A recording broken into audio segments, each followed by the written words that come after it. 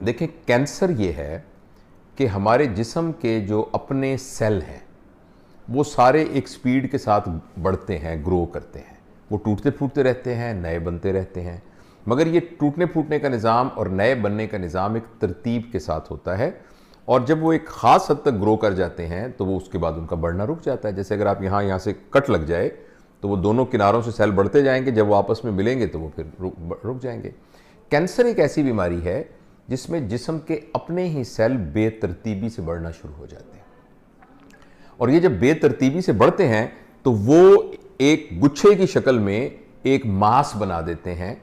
यानी एक गिल्टी नुमा चीज़ बना देते हैं। अच्छा, एक तो वो गिल्टी जिस जगह बनेगी तो उसकी वजह से रुकावट हो जाएगी। फॉर एग्जाम्पल, अगर वो गिल्टी सांस की नाली में बनेगी तो सांस रुकना शुरू हो जाएगा, अगर खुराक की नाली में होगी तो खुराक रुकना शुरू हो जाएगी, अगर पखाने के रास्ते में होगी तो वो वहाँ रुकावट हो जाएगी। इसके अलावा वो जो सेल चूंकि नॉर्मल मैच्योर सेल नहीं होते, लिहाजा वो उनको थोड़ा सा उन पर चोट लगे तो उसमें से खून भी निकलना शुरू हो जाता है। लिहाजा अगर वो पखाने के रास्ते में रसौली होगी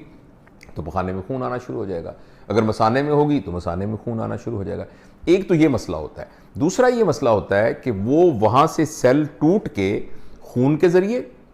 और बाज़-औक़ात एक और नालियाँ होती हैं जिस्म में जिनको लिम्फेटिक्स कहते हैं, उनके ज़रिए, या खुद ब खुद आगे बढ़ते हुए इर्द गिर्द के और आज़ा को भी मुतासिर करना शुरू कर देते हैं। यानी ये मुमकिन है कि किसी को छाती का कैंसर हो और उसकी जड़ें जो हैं वो वहाँ से निकल कर फेफड़ों में चली जाएं, या उसकी जड़ें वहाँ से निकल कर हड्डियों में चली जाएं, और जब वो जड़ें वहाँ पहुँच जाती हैं, जिनको मेटास्टेसिस कहते हैं या सेकेंडरीज कहते हैं, तो वो वहाँ जाकर के भी उसको तबाह करना शुरू कर देती हैं। तो एक तो दो बातें यही, और तीसरा ये होता है कि कैंसर के सेल कुछ ऐसे मादे भी पैदा करते हैं जो जिस्म के बाकी कामों को, बाकी अफ़आल को मुतासिर करना शुरू कर देते हैं। जिसकी कुछ ऐसे मादे पैदा होते हैं जिसकी वजह से भूख लगना बंद हो जाती है, कुछ ऐसे मादे पैदा हो जाते हैं जिसकी वजह से जिस्म के बहुत सारे अज़ा को कमज़ोरी होनी शुरू हो जाती है, और अगर इनका इलाज न किया जाए तो आखिरकार ये जानलेवा साबित होती है। अच्छा, इसकी मज़ीद तफसील में जाने से पहले मैं ये बताना चाहता हूँ, जो ख़ास तौर पर ल्यूक साहब ने अपनी इस वीडियो में बताया था, कि तकरीबन 5 से 10% कैंसर ऐसे हैं जो कि मौरूसी होते हैं, यानी वो तो होने ही होने हैं। और वो अमूमन उन लोगों में जिनके वालदैन के अंदर वो कैंसर मौजूद होते हैं, तो उनके अंदर उसको जांचा जा सकता है उनकी जीन्स को स्टडी करके। उनमें से एक जीन बराका जीन है। इसके अलावा कुछ और भी जीन्स हैं कि जिनमें वो मौजूद हों तो ये बात तकरीबन तय होती है कि उनको अपनी ज़िंदगी के शुरू के हिस्सों में ही, यानी 30 साल से पहले पहले कहीं ना कहीं बॉडी में कैंसर हो जाएगा। अच्छा, ये तो वो हैं कि जो कि नागुज़ीर हैं, हमारे इख्तियार में नहीं है। लेकिन इसके अलावा जो बाकी बहुत सारे और कैंसर हैं जो कि जेनेटिक नहीं हैं, मगर बाद में हमारे जिस्म में मुख्तलिफ तब्दीलियाँ आती हैं जिनकी वजह से कैंसर बनते हैं, उसके बारे में ये बिल्कुल एक हैरान कुन रिसर्च है कि जब लाखों मरीजों को स्टडी किया गया, जिनको के छाती का कैंसर था, या जिनको अंतड़ियों का कैंसर था, या जिनको खून का कैंसर था, या हड्डियों का, या जिस्म के किसी भी हिस्से का कैंसर था, तो ये देखा गया कि उनके अंदर 4 चीजें कॉमन थी। उन तमाम लोगों में ये 4 चीजें मौजूद थी, और ये उनका एक रिलेशनशिप, ये रिसर्च बताती है कि इस बात का बहुत इम्कान है कि कैंसर के बनने के सिलसिले में ये 4 चीज़ों की बड़ी अहमियत होगी। और ये 4 चीज़ें ऐसी हैं जो कि बहुत आसानी से समझी जा सकती हैं और आसानी से उनसे बचा जा सकता है। उसमें से पहली बात ये थी कि जितने भी ये कैंसर के लोग थे,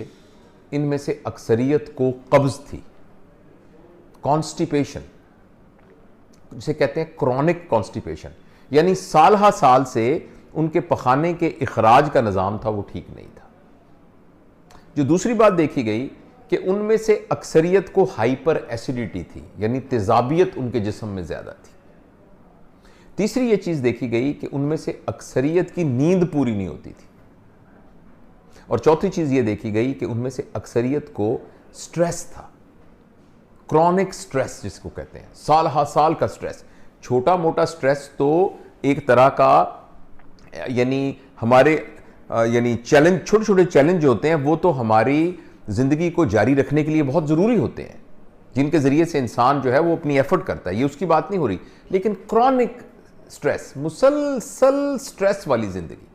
ये देखा गया कि जिन लोगों में ये 4 चीज़ें थीं उन लोगों में कैंसर होने के चांसेस बहुत ज़्यादा थे। बल्कि यह है कि स्ट्रेस तो तकरीबन तमाम लोगों में था जिनको सारा कैंसर हुआ है। तो इसलिए इस बात की बहुत ज़रूरत है कि अगर किसी को कब्ज़ रहती है तो अपनी कब्ज़ का इलाज करे, और कब्ज़ के इलाज में अगर कोई स्पेसिफिक बीमारी ना हो तो अक्सर इसका ताल्लुक हमारे खाने पीने की आदतों से, हम क्या खाते हैं, कितना खाते हैं, किस टाइम पर खाते हैं, और कितनी जंक फूड खाते हैं और कितनी हम ऑर्गेनिक फूड खाते हैं, बहुत दफ़ा इसका ताल्लुक इससे होता है। इसी तरीके से एसिडिटी, इसका ताल्लुक भी हमारी खुराक से और हमारे स्ट्रेसफुल लाइफ के साथ है। और तीसरी जो हमारी स्लीप है, ये भी हमारे लाइफ स्टाइल से मुतल्लिक है कि अगर हम प्रॉपर एक्सरसाइज नहीं करते, हमारा उठने बैठने का टाइम जो है वो जागने का और सोने का टाइम मुकर्रर नहीं है, इसी तरीके से हमारा खाने का टाइम मुकर्रर नहीं है, और बाज़ औक़ात हम काम में हर वक्त काम करते रहते हैं, और या हम फजूल एंटरटेनमेंट के नाम पर फजूल चीज़ों के अंदर अपना टाइम बर्बाद करते हैं, जिसकी वजह से हमारी नींद डिस्टर्ब होती है। तो ये सारी चीज़ें भी कैंसर के होने वाले मरीजों में कॉमन देखी गई हैं। और जहाँ तक क्रॉनिक स्ट्रेस का ताल्लुक है, क्रॉनिक स्ट्रेस को तो जितनी जल्दी हो अपनी ज़िंदगी से निकालना चाहिए। इस सिलसिले में बहुत सारे तरीके हैं, उसमें मैं भी अर्ज़ करता रहता हूँ वीडियो के मुख्तलिफ वीडियोज़ में, और आप कहीं भी सेल्फ़ हेल्प की किताबें मौजूद हैं सेल्फ़ हेल्प की, और इसी तरीके से लिटरेचर मौजूद है, रिलीजियस प्रैक्टिसेस हैं, एक्सरसाइजेज हैं, आपकी अपनी फैमिली के साथ अपने रिलेशंस को स्ट्रॉन्ग करना है, और फारग वक्त गुजारना है, नेचर के साथ वक्त ज़्यादा गुजारना है। ये वो तमाम चीज़ें हैं जो कि स्ट्रेस के लेवल को कम करती हैं। तो इस छोटी सी वीडियो के तहत मैं असल में ये मैसेज देना चाहता हूँ कि ये वो 4 चीज़ें हैं जिन पर हम मेहनत करके अपनी ज़िंदगी से इनको निकाल सकते हैं,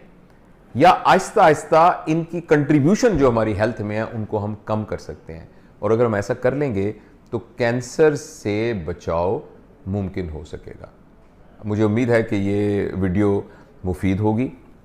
अगर आपको ऐसा लगा कि ये मुफीद है तो इसको ज़रूर शेयर कीजिए, ताकि ये बात हमारे